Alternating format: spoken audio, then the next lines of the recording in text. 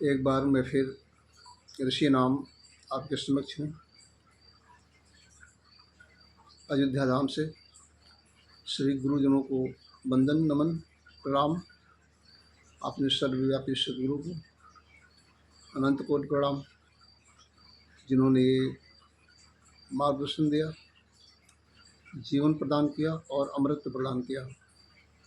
बहुत बहुत आभार, बहुत बहुत धन्यवाद।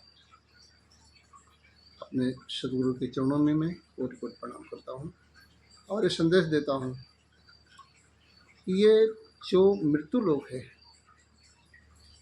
बहुत से लोगों ने इसे मृत्यु लोक कहा, बात समझ में आई नहीं।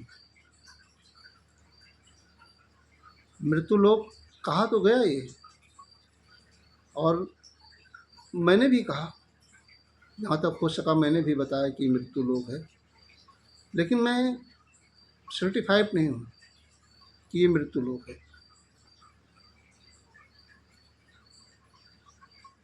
अगर है तो अज्ञानता के कारण है।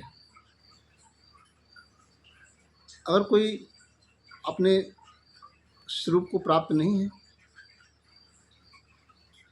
जिस लिए इस धरती पर आया है उसका बोध हासिल नहीं हुआ, शरीर से ही सीमित है, तो उसे यमराज और उसके दूत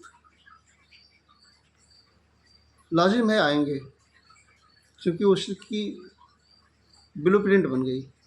भैंसे पे सवार होके आएंगे, उसकी जान निकालेंगे, फिर लेकर के जाएंगे, खम्भे में बांधेंगे और उसे नाना प्रकार की यातनाएं देंगे, अनेकों प्रकार के नरक में डालेंगे। खुद ही बना रहा है ना वो, ये खुद ही नरक बना रहा है। या जिन्होंने इस बात को कहा है या जो कह रहे हैं, चल सकते हैं वो नरक में लेकर के, शरीर छोड़ने के बाद नहीं, पहले ही चलो, छोड़ देता हूँ, आप भी शरीर से बाहर हो जाओ, हम भी शरीर से बाहर हो जाए, चलो नरक देखते हैं कहाँ है, किस ब्रह्मांड में है नरक। सबसे बड़ा नरक यही है, अपने आत्मा का बोध हासिल नहीं किया, तो इससे बड़ा नरक और कुछ नहीं है। आई बात सुनिए, पूर्ण सदगुरु जीवन में नहीं आया, इससे बड़ा नरक और कोई नहीं है। क्यों नरक बना रहे हो अपना जीवन? इस धरती पर जन्म हुआ है तो इसीलिए हुआ है कि जन्म मरण से मुक्त हो जाओ। ये मृत्यु लोक नहीं है भैया, अगर है तो अज्ञानता के कारण है। ये मुक्ति लोक है। अगर इसे मृत्यु लोक कहें तो मुक्ति लोक बताएगा कोई कहाँ है? महावीर, बुद्ध, सूर, तुलसी, नानक, पलटू या गुरु गोविंद साहब, राम कृष्ण, मोहम्मद, नानक, ईसा, और नाम ले लें, ऋषि मुनि के जितने नाम जानते हैं इस धरती पर महापुरुषों के ले लें। ये किस लोक में मुक्त हुए हैं बताएगा कोई? कौन से लोक में जाकर के मुक्त हुए हैं? कोई लोक का नाम कोई जानता हो तो बताए।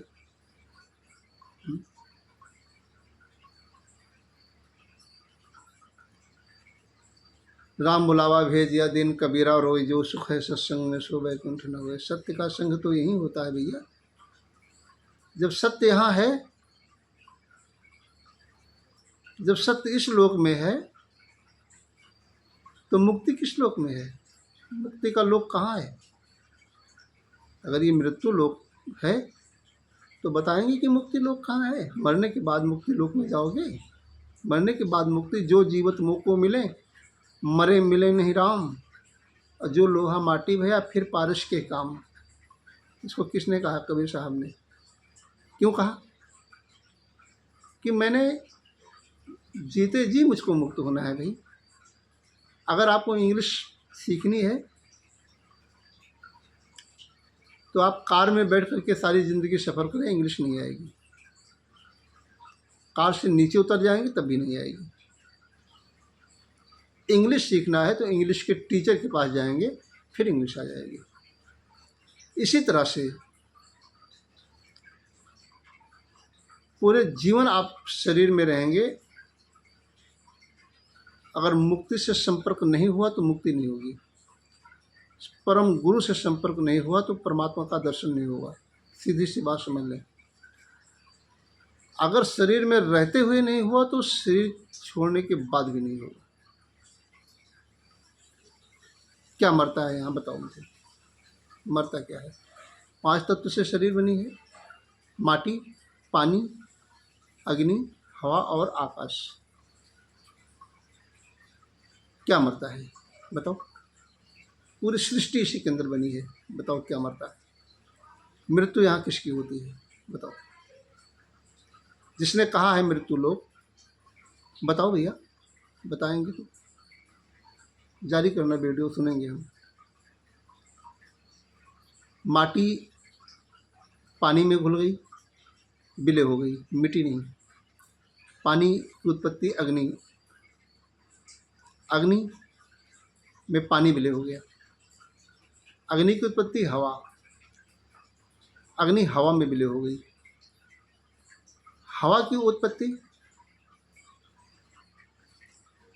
आकाश, हवा आकाश में विलय हो गई। आकाश की उत्पत्ति महाकाश, आकाश महाकाश में विलय हो गया। महाकाश की उत्पत्ति चिदाकाश, महाकाश चिदाकाश में विलय हो गया। सब विलय होते हैं यहाँ, मृत्यु किसी की नहीं होती। सब जब एको ब्रह्म द्वितीयो नास्ति है, मतलब अमिट है, मिटाया जा ही नहीं सकता, तो मृत्यु लोक कहा क्यों गया? मुक्ति लोक क्यों नहीं कहा गया इसे?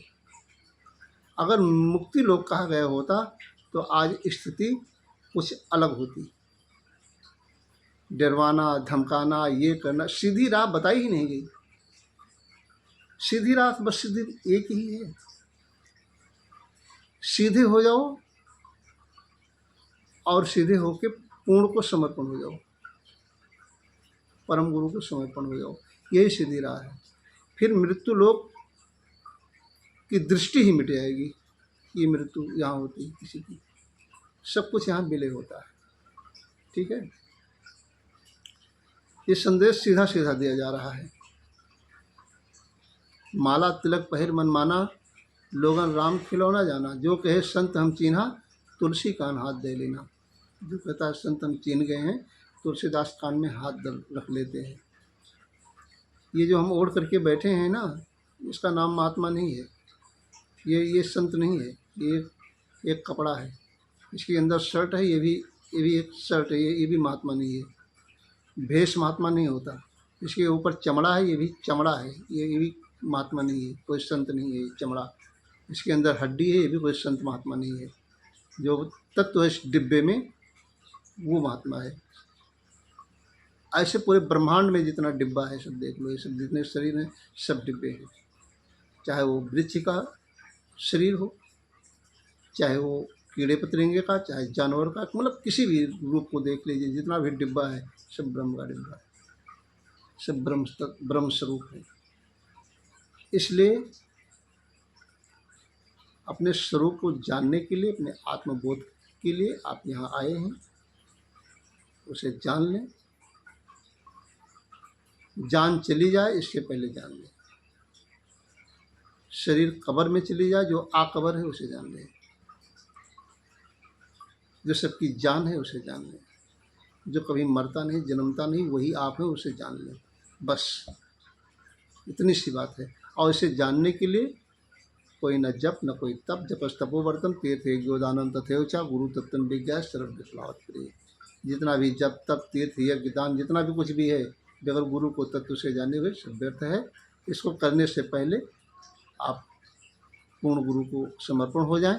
इसे खोजें, ढूंढें, पेपर में निकलवाएं, टीवी चैनल पे प्रसारित कराएं कि मुझे परम गुरु चाहिए जो परमात्मा का दर्शन करा दे। ठीक भैया।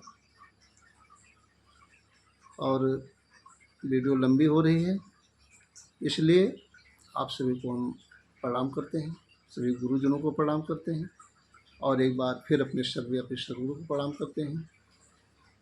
और जय सीताराम, राधे राधे, जय श्री कृष्ण।